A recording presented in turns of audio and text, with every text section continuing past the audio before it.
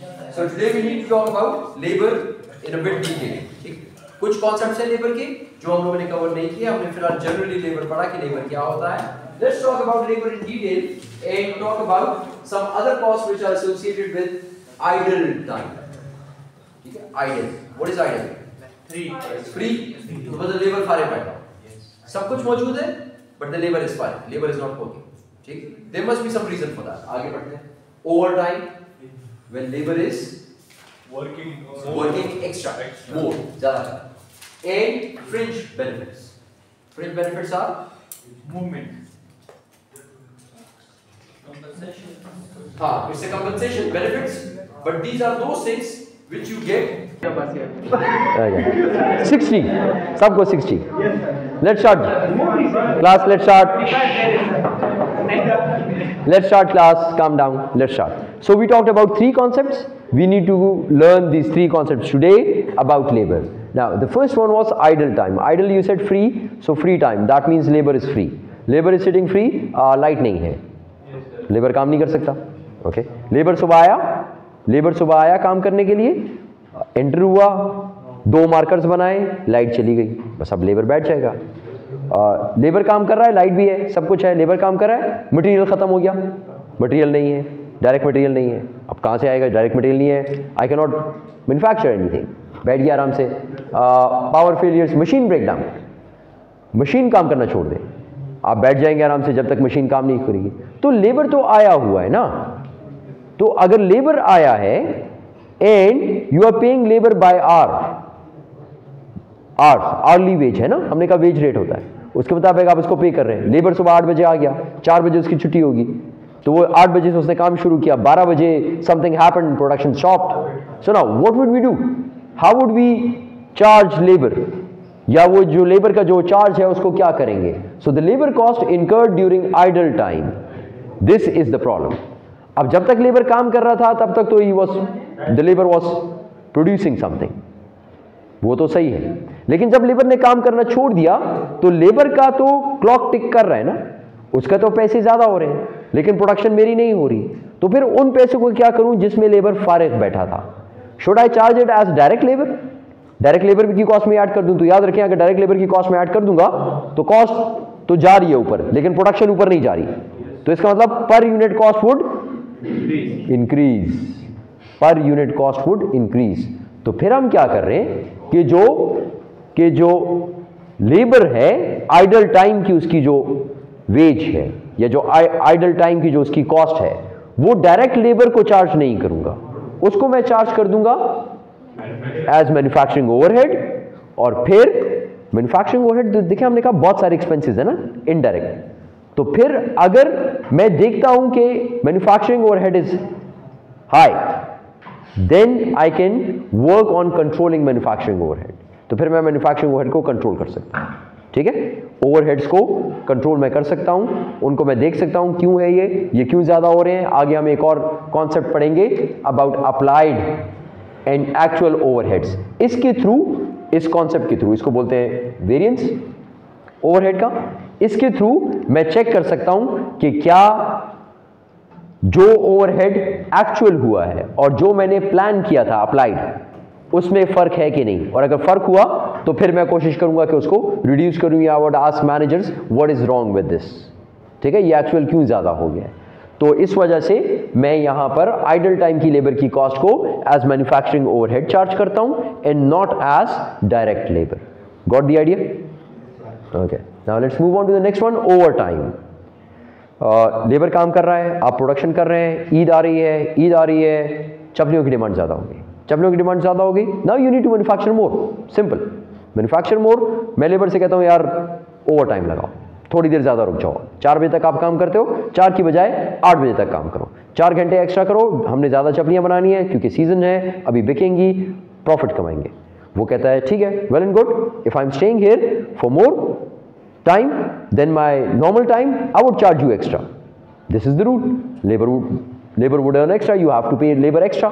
पहले अगर आप लेबर को दे रहे थे 10 रुपए पर घंटा, लेट्स से 100 रुपए पर घंटा, ठीक, तो अभी आप लेबर को 100 से ज्यादा देंगे, 100 से ज्यादा देंगे. जो आप ज्यादा देंगे ना extra, whatever extra you are giving, 20 rupees extra, this extra is called as over time, ये ओवर टाइम है, ठीक है। अब नॉर्मली ओवर टाइम कितना होता है?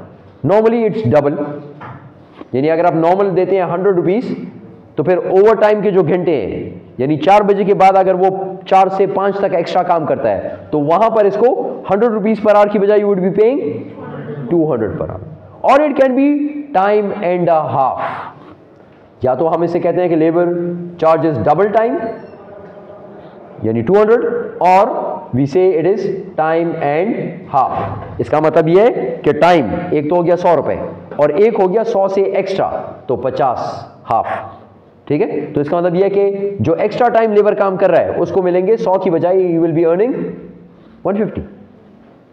सो whatever extra you are earning that is over time. अब बताएं, ये जो ओवर टाइम वो जो एक्स्ट्रा काम कर रहा है, जिसमें आप उसको वो एक्स्ट्रा पेमेंट कर रहे हैं, वो एक्स्ट्रा पेमेंट कहां पे जाए? Should it go to direct labour और should it be part of manufacturing overhead? Once again the question arises, ठीक है। अब देखें, अगर ये मार्कर आप सुबह के टाइम बनाएं तो इसमें लेबर की कॉस्ट इंक्लूड होती है 100 रुपए की, और यही मार्कर अगर मैं 4 बजे के बाद बनाऊं ओवर टाइम में, तो लेबर की कॉस्ट इसमें लेट से डबल टाइम है, तो इसकी लेबर की कॉस्ट कितनी होगी? 200 रुपए। तो फिर ये अजीम, ये तो बड़ा अजीब सा हो जाएगा ना कि कुछ मार्कर में 100 रुपए की कॉस्ट, कुछ मार्कर में 200 रुपए की कॉस्ट, लेबर की कॉस्ट।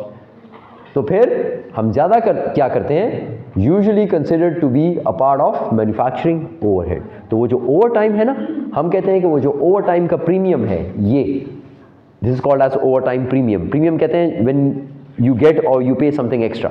तो ये जो एक्स्ट्रा जो आप पे करते हैं, यहाँ पे आपने 50 एक्स्ट्रा पे किए, यहाँ पे आपने 100 एक्स्ट्रा पे किए, तो ये जो एक्स्ट्रा है इसको आप डायरेक्ट लेबर में नहीं लिखेंगे, इसको आप लिखेंगे एज मैन्युफैक्चरिंग ओवरहेड।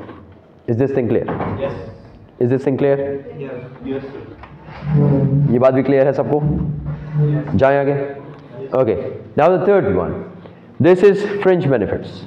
अब ये फ्रिंज बेनिफिट्स क्या चीज होती है? Fringe benefits include employer paid cost for insurance programs. Examples उसकी दे रहे हैं कि आपकी इंश्योरेंस करवाए और एम्प्लॉयर कराए और एम्प्लॉयर उसको पे करे। आपकी इंश्योरेंस एम्प्लॉयर करके दे रहा है आपके लिए और पेमेंट वो कर रहा है, ठीक। Employer paid cost for insurance programs. Retirement plans, उन्होंने आपके लिए कुछ रखा है कि जब आप रिटायर होंगे तो आपको हर महीने कुछ पैसे देंगे, blah blah blah, pension, whatever, gratuity funds, जो भी। Supplemental unemployment programs. Supplemental unemployment programs होते हैं, हमारे यहाँ पे तो इतने नहीं हैं, आई गेस नहीं है, ठीक है। यूएस में कॉमन है, वहाँ पे आप लेबर की कॉस्ट का कुछ पोर्शन अनएम्प्लॉयमेंट फंड में जाता है, ठीक है। और फिर वो जो लोग एम्प्लॉयड नहीं होते लेबर फोर्स में in the country, they are paid a minimum wage, उनको फिर वो पैसे मिलते हैं। जिस तरह आपने सुना होगा ना कि कोई काम ना हो तो गवर्नमेंट आपको पैसे दे रही होती है, ठीक, तो वो अनएम्प्लॉयमेंट प्रोग्राम्स होते हैं। Okay, supplemental unemployment programs. Social security, social security में वो आपके पैसे दे रहा है। मेडिसिन, आपको फ्री मेडिकेशंस मिल रही हैं। Workers compensation and unemployment taxes, unemployment taxes भी होते हैं। तो ये सारी चीजें एम्प्लॉयर आपके बिहाफ पर दे रहा है, आपके बिहाफ पर या तो गवर्नमेंट को दे रहा है या आपके लिए रख रहा है। ये एक्सपेंस तो है ना उसका, ये उसका एक्सपेंस तो है। तो इसको क्या मैं डायरेक्ट लेबर में लिखूं या इसको मैं मैन्युफैक्चरिंग ओवरहेड में लिखूं? आप अब कुछ कंपनीज मैन्युफैक्चरिंग ओवरहेड में लिखती हैं और बाकी डायरेक्ट लेबर में लिखती हैं, ठीक है। तो हमने 3 चीजें पढ़ी, तीनों चीजें वो रिलेटेड टू लेबर। इसमें से कुछ हमने कहा कि जो आपका आइडल टाइम है that goes to manufacturing overhead instead of direct labour. हमने उसके बाद पढ़ा over time premium, that is part of manufacturing overhead, not direct labour. और फिर थर्ड हमने पढ़ा फ्रिंज बेनिफिट्स। तो ये भी बस आप याद रखें कि मैन्युफैक्चरिंग ओवरहेड, तो आपके लिए आसान होगा याद रखना कि तीनों मैन्युफैक्चरिंग ओवरहेड में जाएंगे। लेकिन इसको आप, हाँ, इंसेंटिव्स जो एक्स्ट्रा होते हैं आप वो कह सकते हैं, लेकिन ये वो चीज़ें हैं जो कि आप एक्स्ट्रा उनको दे रहे हैं, फ्री दे रहे हैं, ठीक है, फ्री चीज़ें आप प्रोवाइड कर रहे हैं उनको। इंसेंटिव ज़्यादातर बेस्ड ऑन वर्क होता है कि मतलब अगर आपने ये अचीव कर दिया तो ये मिलेगा, ये वो चीज़ नहीं है, ठीक है। ये थ्रू आउट सबके लिए है, ठीक। ओके, क्लियर सो फार? जी, दे रहे होते हैं लेबर्स को, तो वो तो उन्हीं की कॉस्ट से दे रहे होते हैं, तो वो तो डायरेक्ट लेबर भी जाएगा ना। कंपनसेशन हम दे रहे होते हैं लेबर को, वो उन्हीं की कॉस्ट में से नहीं दे रहे ना। उनको तो आप लोग कह रहे हैं कि 10 रुपए घंटा मैं दे रहा हूँ, 100 रुपए घंटा, तो वो तो मैं आपको दे रहा हूँ। लेकिन फिर जो आपकी सबकी जितनी कॉस्ट आती है उसके ऊपर मैं कुछ टैक्सेस पे करता हूँ, अनएम्प्लॉयमेंट टैक्सेस, ठीक है। फेडरेशन का अलग टैक्स होता है, स्टेट का अलग टैक्स है, मैं वो पे करता हूँ, अनएम्प्लॉयमेंट टैक्सेस, ठीक। तो इस तरह की बहुत सारी चीज़ें हैं। आपकी वेज रेट नहीं अफेक्ट होती, लेकिन मुझे एम्प्लॉयर जो है, ठीक है, जो ऑर्गेनाइजेशन है, उसके लिए एक्स्ट्रा कॉस्ट है ये, लेकिन आपकी वजह से है। अगर आप नहीं होंगे तो ये कॉस्ट नहीं होती, लेबर की वजह से है ना, लेबर की कॉस्ट की वजह से। तो वो इसी वजह से ये कॉस्ट इनकर हो रही है। तो वो कह रहा है कि some companies include all of these cost in manufacturing overhead, whereas other companies treat fringe benefit expenses of direct labour as additional direct labour cost. जो डायरेक्ट लेबर के ऊपर लग रहा है वो डायरेक्ट लेबर में डाल दो, जो बाकी लग रहा है वो इनडायरेक्ट में डाल दो। लेकिन कुछ कंपनी सारा इनडायरेक्ट लेबर में डाल देते हैं। तो बस ठीक है, ये आसान ट्रीटमेंट है। आप याद रखें 3 चीज़ें हैं, तीनों की कॉस्ट जो है वो इनडायरेक्ट लेबर। जी जो रिटायरमेंट प्लान्स होते हैं तो वो भी अपनी तरफ से कंपनीज दे रहे होते हैं कि वो भी जो सैलरीज होते हैं उनसे पोर्शन कट करते हैं। वो फिर देखिए डिफरेंट फंड्स डिफरेंट तरीके से काम कर रहे होते हैं। जिस तरह ग्रेचुइटी फंड होगा तो वो एम्प्लॉयर प्लस एम्प्लॉई कंट्रीब्यूशन होगा, वो कंट्रीब्यूटरी फंड्स होते हैं। उसमें कंट्रीब्यूशन आपकी तरफ से भी आएगा, आपकी तनख्वाह से मैं 1000 रुपये उसमें डालूंगा, आपकी तनख्वाह से 1000 डाला, 1000 मैं अपनी तरफ से डाल दूंगा, ठीक है। तो ये दोनों की ये कंट्रीब्यूटरी फंड है, आप कंट्रीब्यूशन करते हैं इसमें। जब ये इन्वेस्ट होता रहेगा, आप 20 साल बाद 30 साल बाद जब आप जाएंगे, सो आई वुड से कि ठीक है this is your fund, you can take it, ठीक। Okay, clear so far? Sir इसमें दोनों में ऑप्शन कौन सा थे पहले? आई वुड से आपकी लर्निंग पर्पजेज़ के लिए गो फॉर दिस वन, क्योंकि सारे मैन्युफैक्चरिंग ओवरहेड में चल जाएंगे, आपके लिए आसान होगा। Otherwise this makes more sense कि जो डायरेक्ट लेबर है उसके फ्रिंज बेनिफिट डायरेक्ट कॉस्ट में जाएगा, और जो इनडायरेक्ट लेबर है उसका फ्रिंज बेनिफिट इनडायरेक्ट में चला जाएगा। इससे तो यूनिट कॉस्ट ज़्यादा हो जाए। यूनिट कॉस्ट तो इससे भी ज़्यादा होगा, अगर मैन्युफैक्चरिंग ओवरहेड में चला जाएगा तो उससे भी ज़्यादा होगा। लेकिन मैंने आपसे कहा ना कि मैन्युफैक्चरिंग ओवरहेड अलग से शो हो रहा होगा, और मैन्युफैक्चरिंग ओवरहेड में जब भी कोई चीज़ जाएगी तो उसके ऊपर कंट्रोल किया जा सकता है, ठीक। क्यों? क्योंकि उसके लिए एक चीज़ प्लान्ड, एक एक्चुअल होता है और एक अप्लाइड होता है। ये आगे पढ़ेंगे कि ये अप्लाइड क्या होता है, तो इससे आप उसको कंट्रोल कर सकते हैं। Okay, clear so far? Cost of quality, now this is purely theoretical, okay, purely theoretical, and it's a small concept about different cost of quality, कि अगर क्वालिटी के ऊपर जो कॉस्ट इनकर होती हैं वो कौन कौन सी होती हैं। I would try and finish it of quickly, ताकि हम लोग बाकी काम पे जा सकें। इसके ऊपर इतना कॉन्सेंट्रेट मैं नहीं करूँगा, but you need to understand these things, आपको आनी चाहिए। Identify the 4 types of quality cost and explain how they interact. So there are 4 types of quality cost, ठीक है, 4 किस्म की है, गौर से देखिएगा जी। Quality of conformance, quality of conformance, when the overwhelming majority of products produced, whatever you are producing, let's say markers, जब इसकी majority, काफ़ी बड़ी majority, confirm, quality of conformance ना, so it conforms to a particular standard। हम जब कोई चीज़ बनाते हैं तो हम कहते हैं, हम पहले लिख लेते हैं ये चीज़ इस तरह की होनी चाहिए, ताकि I can compare it with the product and then I can see वो standard meet किया या नहीं किया meet। मैंने एक standard बनाया कि ये marker इतना होना चाहिए, इसका साइज, इतनी ड्यूरेबिलिटी होनी चाहिए, इसके अंदर इतनी इंक होनी चाहिए, ठीक है, इसका कैप टाइट होना चाहिए, व्हाटएवर जो भी स्टैंडर्ड्स इसके हैं वो मैं लिख लेता हूँ इन राइटिंग, मेरे पास होता है स्कोप, ताकि मैं उसके साथ चेक कर सकूँ। So when the overwhelming majority, यानी majority of the products which I am producing conform to the specifications which I have written in my standards, conform to design specifications and are free from defects, this is called as quality of conformance. Clear? Quality of conformance clear? जब majority of product मेरे standard के मुताबिक बने और उसमें defect ना हो, इसको बोलते हैं क्वालिटी ऑफ कंफॉर्मेंस। क्लियर हो गया? ये पहली चीज हो गई। Second, prevention and appraisal cost. अच्छा सॉरी, पहली तो अभी स्टार्ट करेंगे, वो तो क्वालिटी ऑफ कंफॉर्मेंस आपको बता रहा था कि हर चीज आपकी स्टैंडर्ड के मुताबिक होनी चाहिए। अब अगर नहीं है तो क्या कुछ हो सकता है? फिर प्रिवेंशन कॉस्ट आपने इनकर करनी है, अप्रेजल कॉस्ट इनकर होगी, internal failure cost, external failure cost, ये वो 4 कॉस्ट हैं जिसकी हमने बात की थी। Okay, so let's see what is prevention cost. Prevention क्या होता है? स्टॉपिंग।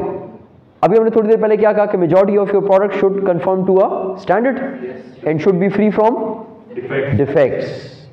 तो प्रिवेंट, शुरू से ही प्रिवेंट कर दें, कॉस्ट इनकर करें प्रोसीजर इस तरह बताएं कि आपका जितने भी प्रोडक्ट्स प्रोड्यूस हो मेजॉरिटी क्वालिटी के मुताबिक हो, डिफेक्ट्स कम से कम हो जाए। ठीक है, so prevention cost support activities whose purpose is to reduce the number of defects. Prevent कर दें आप, डिफेक्ट्स को प्रिवेंट कर दें, ये पहली कॉस्ट हो गई। Second, appraisal. अब अगर मैं कोई चीज़ बनाता हूं तो उसको चेक तो करना है ना वो काम कर रही है कि नहीं कर रही, मेरे स्टैंडर्ड्स के मुताबिक है कि नहीं। So this is appraisal incurred to identify defective products before the products are shipped. उसको चेक करना है कि वो मेरे स्टैंडर्ड के मुताबिक है कि नहीं। I am making light bulbs, तो अगर लाइट बल्ब्स बनाता हूं तो इससे पहले कि मैं उसको पैक कर दूं उसको चेक करता हूं, लगाता हूं, काम कर रहा है, सही है, अब इसको पैक कर दो। Appraisal cost incurred to identify defective products, identify करने के प्रोडक्ट डिफेक्टिव है कि सही है।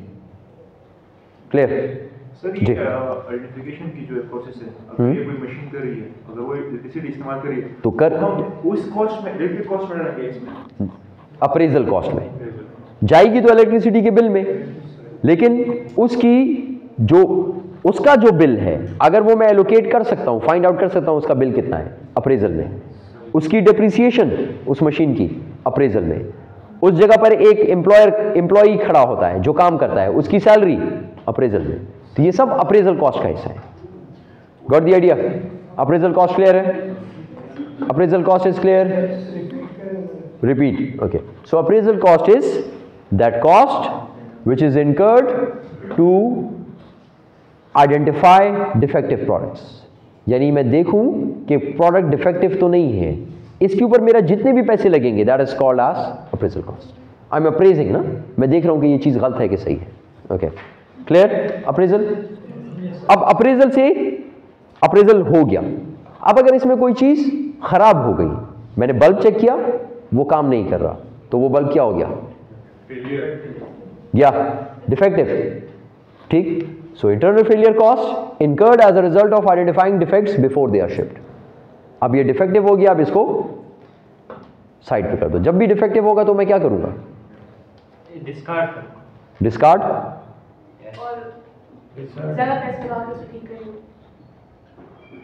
देखिए आपकी बात भी सही है, डिस्कार्ड कर दूं तो अगर जो जो बल्ब बीच में खराब होगा सबको डिस्कार्ड कर दूं और दिन में रोज 100 बल्ब खराब निकल आए बीच में, तो मेरा तो फिर कॉस्ट बहुत हाई हो जाएगी। तो मैं क्या करूंगा? उसको रखूंगा, उसको दोबारा rework, we call it as rework, उसको दोबारा सही करने की कोशिश करूंगा। आएगी तो अब करना पड़ेगा ना, नहीं तो वो सारा जाया हो जाएगा। क्या होगा? Internal failure. ठीक है, that would be internal failure. अब नॉर्मली होता क्या है ग्लास के उसमें, वो मैं आपको बता देता हूं। जो डिफेक्टिव होते हैं ना, उसका ग्लास अलग करते हैं, उसको दोबारा मेल्ट करते हैं, ग्लास होता है ना सारा शेल, उसके शेल को मेल्ट करते हैं। अगर वो दोबारा यहाँ पे मैन्युफैक्चर हो जाए तो मैं मैन्युफैक्चर कर लूँगा, नहीं तो वो है ग्लास है वो किसी और जगह पे इस्तेमाल हो सकता है, तो मैं उनको बेच देता हूँ, वो उसको मेल्ट कर देंगे और अपने काम में इस्तेमाल कर देंगे। ठीक है, यानी पूरा नुकसान नहीं होगा कि बस ये पूरा ज़ाया हो गया, उसको मैं पूरा ज़ाया होने से बचाऊंगा। ठीक है, got the idea? Internal failure. External failure, अब समझे कि एक चीज खराब थी और वो आपने अप्रेजल की लेकिन नहीं पता चला, चली गई कस्टमर को, तो फिर क्या होगा? दोबारा फिर वापस आएगा। Incurred as a result of defective products being delivered to customers, sales return. Sales return बोलते हैं ना। या फिर आपको कॉल करेगा कॉल सेंटर, ये चीज काम नहीं कर रही, आओ किसी मजदूर व्हाटएवर इलेक्ट्रीशियन जो भी है बुलाओ, इसको आके सही करो। तो फिर आप एक एम्प्लॉय को भिजवाएंगे, वो जाएगा सही करेगा, उसके ऊपर कॉस्ट इनकर होगी, उसका टाइम लगेगा, हो सकता है उसको ठीक करने के लिए कुछ और मटेरियल लगे, कुछ और चीज़ें लगे, वो सब कॉस्ट आर एक्चुअली और एक्सटर्नल फेलियर, यानी वो प्रोडक्ट शिप हो गई है। अगर वो प्रोडक्ट शिप नहीं हुई so it is internal failure. Fridge है, ओके, तो अगर कोई बंदा उसको ठीक करने जाता है तो उसका मतलब डबल द प्राइस वो ले भी लेता है, मतलब it's like it's not like it's like they get it back. अगर उसकी कोई डिलीवरी की कॉस्ट आ रही है, ट्रांसपोर्टेशन की कॉस्ट आ रही है, उसके की कॉस्ट आ रही है, so he is being paid for that. हाँ, तो देखिए आपने एक बंदा रखा हुआ है जो सिर्फ यही काम करेगा और हर ट्रिप का वो आपको चार्ज करता है।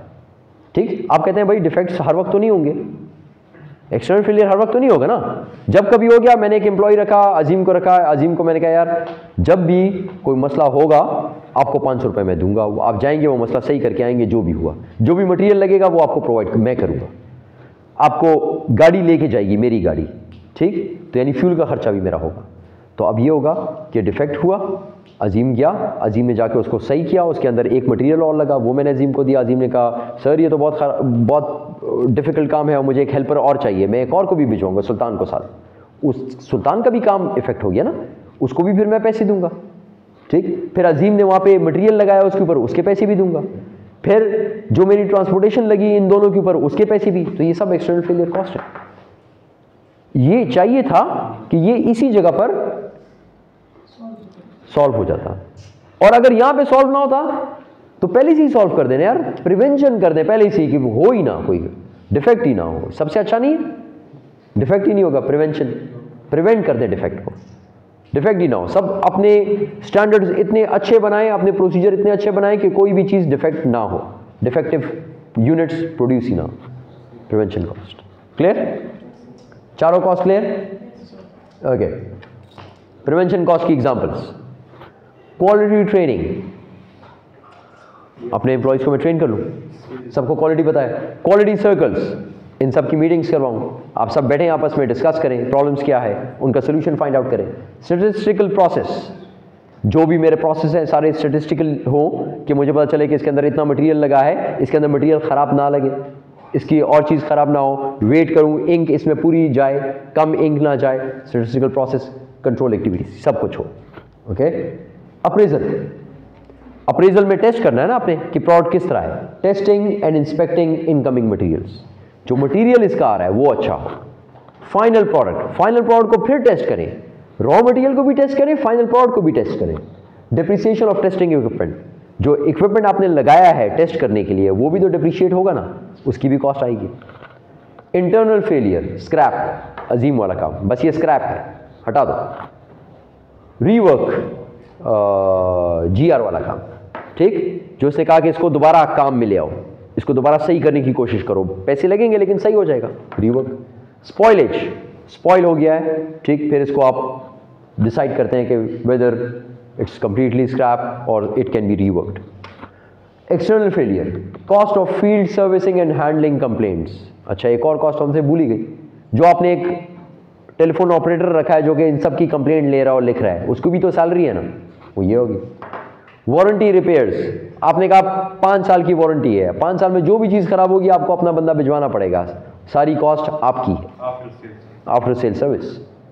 लॉस्ट सेल्स, क्या पता वो बहुत ही कोई अजीब किस्म का कस्टमर वो कहे बस नहीं लेना, वापस करो, कभी भी आपकी कंपनी से चीज़ नहीं लूँगा, so you have lost a customer, lost sales. So these are examples of these 4 different costs of quality. चारों क्लियर होगी? क्लियर है? आगे जाएं? ओके, अब गौर से सुने इन बातों को।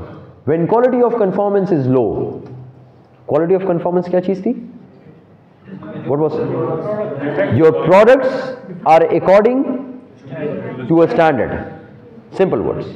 When quality of conformance is low, जब ये low हो, total quality cost is high. जब आपने कोई लो स्टैंडर्ड बनाया हो या जब आप उसको कंपेयर करते हैं टू स्टैंडर्ड वो लो हो, तो फिर क्वालिटी ऑफ कंफॉर्मेंस, ये जो 4 कॉस्ट है ये चारों की चारों हाई होगी। Got the idea? Okay. And consist mostly of internal and external failure. अगर आप स्टैंडर्ड्स अच्छे नहीं बना रहे, सही नहीं बना रहे और वो आपने लो रखे हुए, तो फिर जाहिर सी बात है चीज़ें खराब होंगी। जब चीज़ें खराब होंगी तो इंटरनल फेलियर भी होगा ज़्यादा और एक्सटर्नल फेलियर भी होगा। Got the idea of the first statement? Yes. Second, total quality cost drop rapidly as the quality of conformance increases.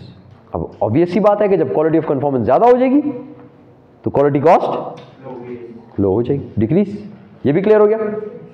Okay. Third, companies reduce their total quality cost by focusing their efforts on prevention and appraisal because the cost savings from reduced defects usually overwhelm the cost of additional prevention and appraisal. अब इसको समझने की कोशिश करें। Companies reduce their total quality cost by focusing their efforts on prevention and appraisal. ये जो शुरू की 2 कॉस्ट है ना, प्रिवेंशन और अप्रेजल, ये इंपॉर्टेंट है।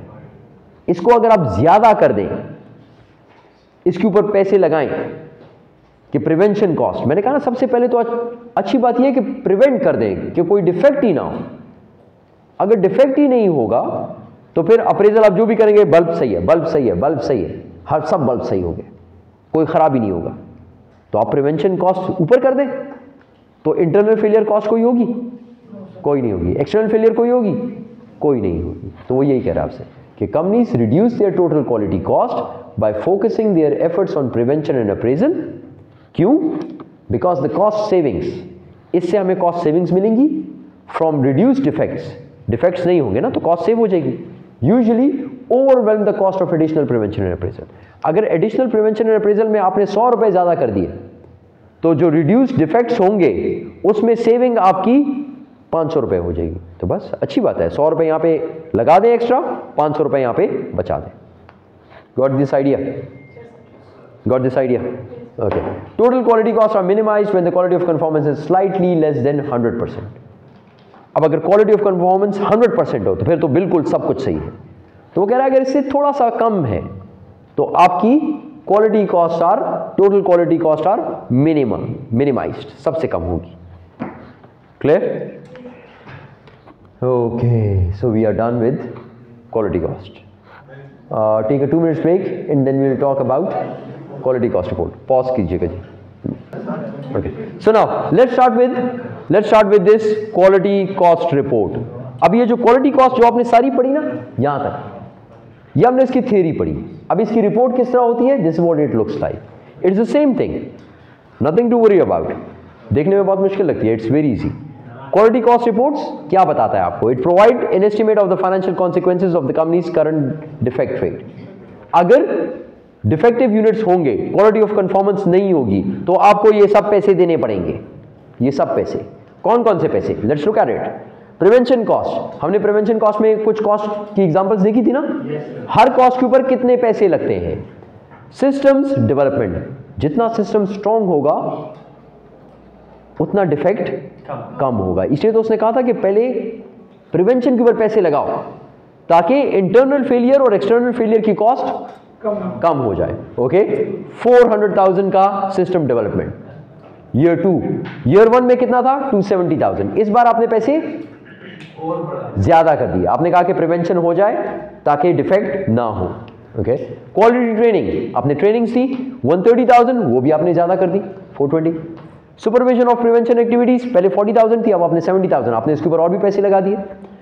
क्वालिटी इंप्रूवमेंट, पहले 210,000 you spend in the year 1, in year 2 you've spent 320,000, so from 650,000 it has gone to 1 million। आपने ज्यादा कर दिया इसका बजट।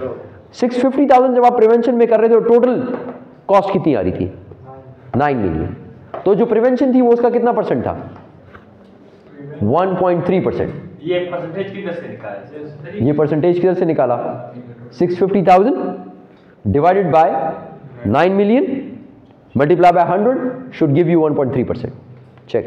टोटल कॉस्ट, हाँ, टोटल कॉस्ट का कितना परसेंट प्रिवेंशन में लग रहा है? टोटल क्वालिटी कॉस्ट का कितना परसेंट प्रिवेंशन में लग रहा है? जी कितना लग रहा है जी?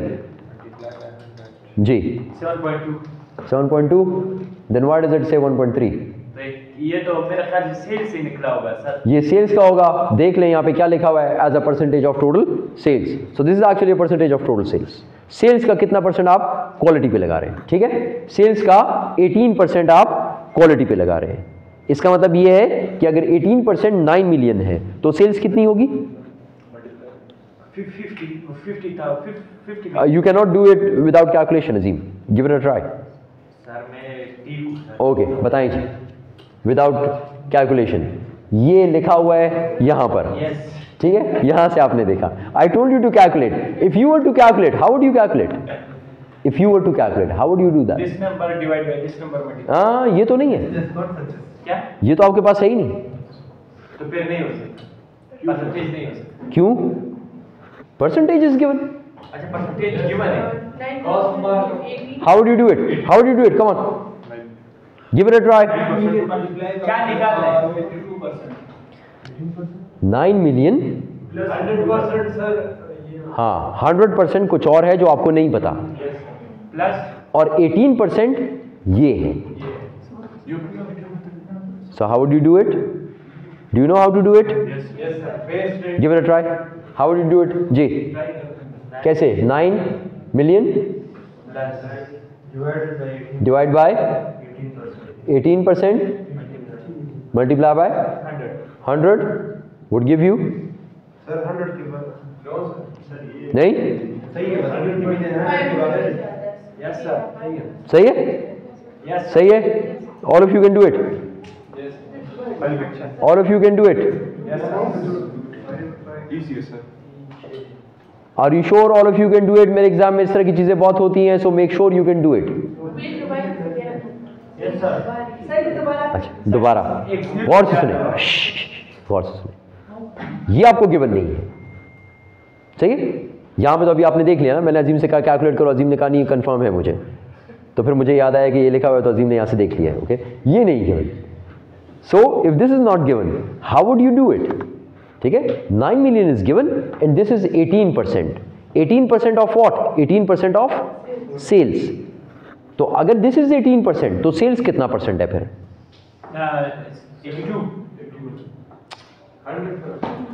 100% 82 नहीं 100% देखिए सेल्स कुछ है जो मुझे नहीं पता लेट्स से 100 है और इसका 18% कितना है 9 million ठीक तो फिर क्या करना है 9 million multiply by 100 divide by 18 will give you the value for x ये याद है ये क्लास 7 में पढ़ा था हमने 6 में ठीक है तो वो क्लास 6 और 7 वाली मैथ्स जो है ना वो अच्छी थी वो बहुत काम की है वो पूरी जिंदगी काम आई अगर डायरेक्ट 18% से मल्टीप्लाई करें नहीं डिवाइड 18% से करें हाँ डिवाइड 18% से करें ठीक है हाँ तभी हो जाता है तो कॉन्सेप्ट तो यही है ना this is the concept okay got the idea okay वापस आइए कम बैक में तो हमने ये कहा कि ईयर 1 में मैंने सिर्फ 1.3% निकाला अगले साल मैंने उसका 2% कर दिया मेरी सेल्स का 2% कर दिया यानी मैंने प्रिवेंशन कॉस्ट को ज्यादा कर दिया हमने थोड़ी देर पहले पढ़ा कि when you increase your prevention cost your internal failure cost and your external failure cost would decrease and your total quality cost would also decrease वहां पे इन्वेस्टमेंट ज्यादा कर दे तो यहां पे कम हो जाएगा और जितनी वहां पे ज्यादा होगी उससे ज्यादा यहां पर कॉस्ट सेविंग होगी ये बात पढ़ी थी ना अभी थोड़ी देर पहले 9 million था which was 18% of sales now it's 7.5 million which is 15% of sales so it has actually decreased लेकिन उधर तो फिर भी बढ़ रहा है चेक कर लेते हैं दोबारा ओके सिर्फ हमने प्रिवेंशन कॉस्ट चेक किया ना let's move on appraisal cost so appraisal cost inspection 600,000 पहले 560 था आपने वो भी ज्यादा कर दिया reliability testing 420 increase to 580 supervision of testing and inspection increased depreciation of test equipment increased अगर प्रिवेंशन और अप्रेजल को इंक्रीज कर दे तो इंटरनल फेलियर और एक्सटर्नल डिक्रीज हो जाएगा ठीक ओके लेट्स फाइंड आउट 750,000 900,000 ठीक 810,000 1,430,000 100,000 170,000 340,000 to 500,000 2 million and it has increased to 3 million so this is actually increased let's look at this there is a dramatic decrease ठीक है 5 million से 2 million पे ये भी इंक्रीज हो गया ठीक है ये भी इंक्रीज हुआ वो भी इंक्रीज हुआ लेकिन जितना इंक्रीज हुआ ऊपर वाली कॉस्ट उससे ज्यादा मैंने यहां पे सेव कर दिया यही बात वो आपको इससे पहले समझा रहा था कि अगर मैं पहली 2 कॉस्ट इंक्रीज कर देता हूं तो बाकी 2 कॉस्ट में मैं सेविंग्स कर सकता हूं और वो कॉस्ट सेविंग जो ऊपर जो कॉस्ट इन्वेस्टमेंट ऊपर को उसने इन्वेस्टमेंट का वर्ड दिया हुआ है ऊपर की जो इन्वेस्टमेंट है on in prevention cost and appraisal cost so the extra investment which you are doing over there is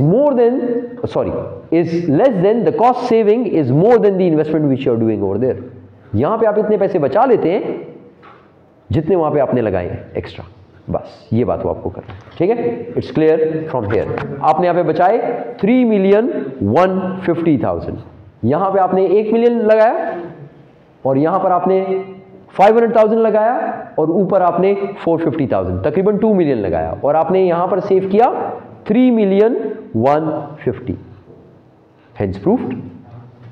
ठीक है जी, okay, thank you for what? Okay, so now the percentage is over here. Now it says this is as a percentage of total sales. ये जो सारी percentages है ना, ये percentage. This is as a percentage of total sales. एक चीज, in each year sales totaled 50 million. इस साल में भी 50 million थी और इस साल में भी 50 million थी, sales same थी। और ये जो percentages given है सारी, ये percentage of total sales है। इसका मतलब कि अगर ये कोई कॉस्ट है, एनी कॉस्ट कोई भी उठा लें, ये 400,000, this is as a percentage of sales which is 50 million. So 400,000 divided by 50 million multiply by 100 should give you this figure. Got this idea? Clear? Sultan सेम आ रहा है? Faheem clear concept?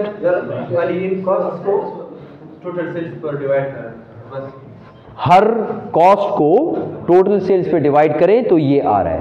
ये सुल्तान, ये सिर्फ अंडरस्टैंडिंग पर्पसेस के लिए है कि आपको समझ आ जाए कि पिछले साल से ये परसेंटेज कितनी ज्यादा या कम हुई, यहां पे ज्यादा हुई, यहां पर कम हुई, ये सिर्फ इसलिए है। ओके, इसका और कोई काम नहीं है। ये भी क्लियर हो गया? Okay, now this is a picture जी।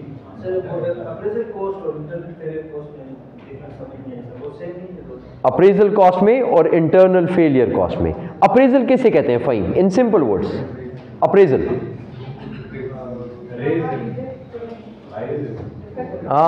Appraisal finding out, evaluation.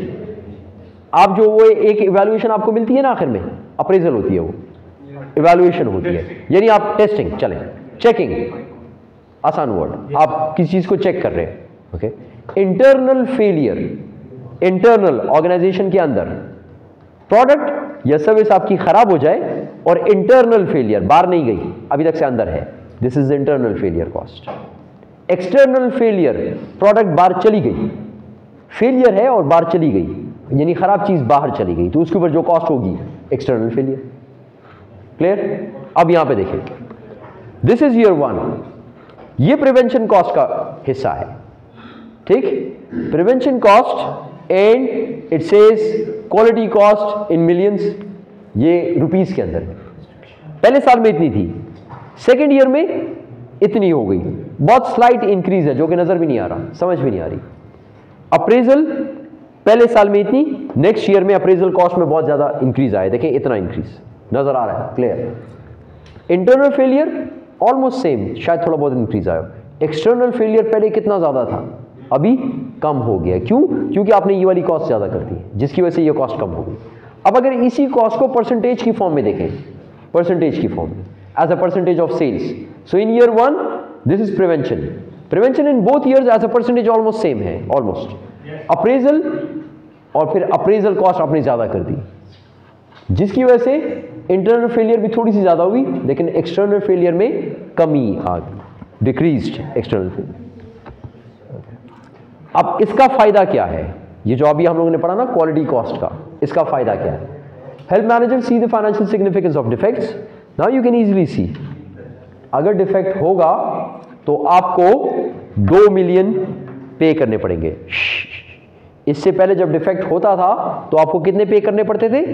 5,150,000। So now you can easily see. So this report helps managers see what will be the effect of failures of defects on your cost. Help managers identify the relative importance of the quality problems.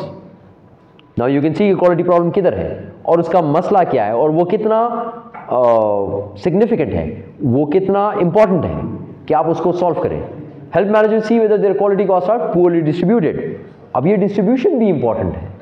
हमने कहा कि यहां पर ज्यादा कर दें तो ऊपर कॉस्ट कम हो जाएगी और वो कॉस्ट सेविंग ज्यादा होगी इस इन्वेस्टमेंट से।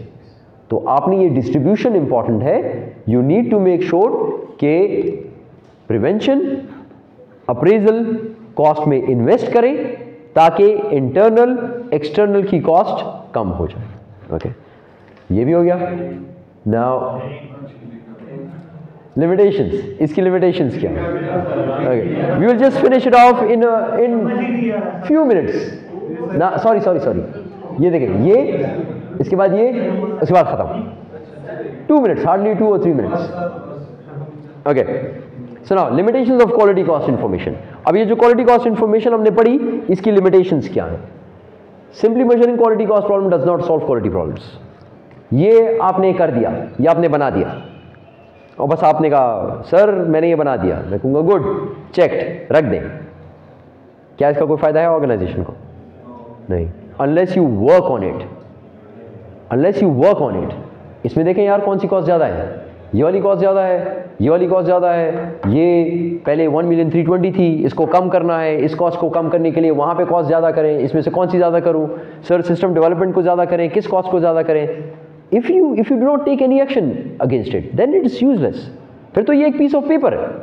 आपने सब क्वालिटी कॉस्ट को लिख दिया, इतनी कॉस्ट, इतनी कॉस्ट, इतनी कॉस्ट, रिपोर्ट बना दी, रिपोर्ट बना के आपने रख दी. You do not take any action, it's useless.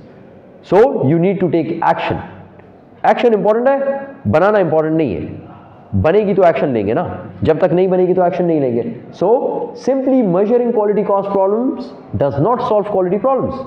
Results usually lag behind quality improvement programs. आप कहें चले सर क्वालिटी कॉस्ट को थोड़ा इंप्रूव करते हैं, ट्रेनिंग करते हैं सबकी. मैंने आपकी ट्रेनिंग कर दी, अगले दिन फिर डिफेक्ट ज़्यादा है. आप कहेंगे सर ये तो वही डिफेक्ट है, ये क्या मसला? तो आपकी ट्रेनिंग अभी हुई है, इसमें टाइम लगेगा. आप सीखेंगे इसको, आप इसको इम्प्लीमेंट करेंगे. रिजल्ट्स आने में it takes time. So results usually lag behind quality improvement program. Quality improvement program अभी हुआ है, इसके रिजल्ट्स आने शुरू होंगे 3 महीने बाद, 4 महीने बाद. टाइम लगेगा. It's going to take time.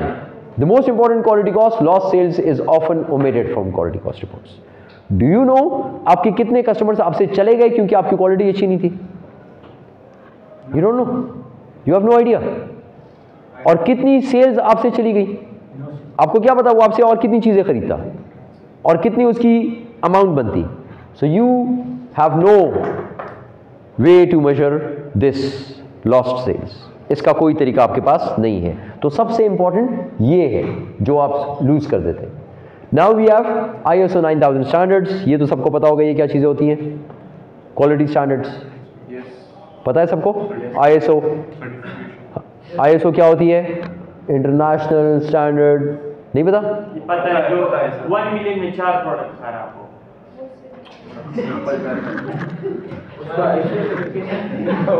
उसको 6 सिग्मा बोलते थे. वो 6 सिग्मा की सर्टिफिकेशन थी. ये ISO की सर्टिफिकेशन है. क्वालिटी स्टैंडर्ड्स बनाते हैं ये लोग, ठीक है. स्टैंडर्डाइजेशन यानी हर चीज एक जैसी बने. So ISO 9000 standards have become international measures of quality.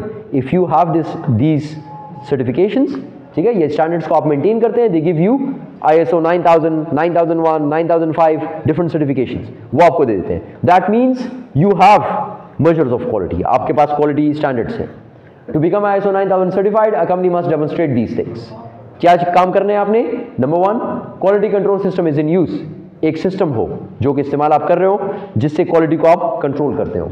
And the system clearly defines N expected level of quality. What is your measure of quality? मैंने कहा ना हर चीज लिखें कि ये चीज इस तरह है. तो अगर ये आपके पास है तो आपको ये मिलेगी सर्टिफिकेशन, नहीं तो नहीं मिलेगी. The system is fully operational and is backed up with detailed documentation of quality control procedures. Operational हो, काम कर रहा हो और इसके पीछे जितनी भी डॉक्यूमेंटेशन है वो सब आपके पास मौजूद हो. Third, the intended level of quality is being achieved on a sustained basis. So that means it's on a regular basis. ऐसे ना हो एक बार हो फिर आगे ना हो. आप पहली प्रोडक्ट अच्छी बना दें, एज अ सैंपल भिजवा दें, बार वो कहें यस और बनाएं, फिर बीच में डिफेक्ट आ जाए. So it should not be the case over here. Sir ये तो अभी ISO 9001 है. 9001 ISO 9001 9000 की बहुत सीरीज हैं. अगर आप देखें तो इसकी बहुत सारी सीरीज हैं. डिफरेंट चीज़ों की डिफरेंट सर्टिफिकेशन है. सर्विसेज के लिए अलग स्टैंडर्ड है, हर चीज़ के लिए अलग स्टैंडर्ड, हर एक का अलग standard. That's it, end of this chapter. अच्छा, अब क्लास आप सुन लीजिए, और से सुन लें एक और चीज़. आपके पास ये चैप्टर यहां पे कंप्लीट है, बुक में कंप्लीट नहीं है. There are still a few things which we need to do in slides. They are in chapter number 5 और 6. देख लूंगा मैं, चेक करके कंफर्म. 5 आई गेस, 5 और 6. तो वो भी करेंगे तब आपका बुक का चैप्टर कंप्लीट होगा. ठीक है, got the idea? So you have not completed this chapter yet. अब ये कंप्लीट नहीं हुआ. Thank you.